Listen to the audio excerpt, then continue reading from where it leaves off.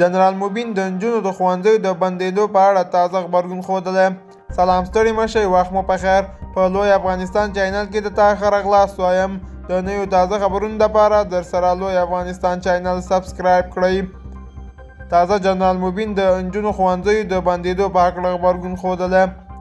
د طالبانو د کابل د امنیې قمندانۍ پخوانی ویان جنرال مبین په خپل ټویټر کې لیکلي د ښوونځیو د مکتبونو خلاصول په موږ د بې عزتۍ څخه وژغوري.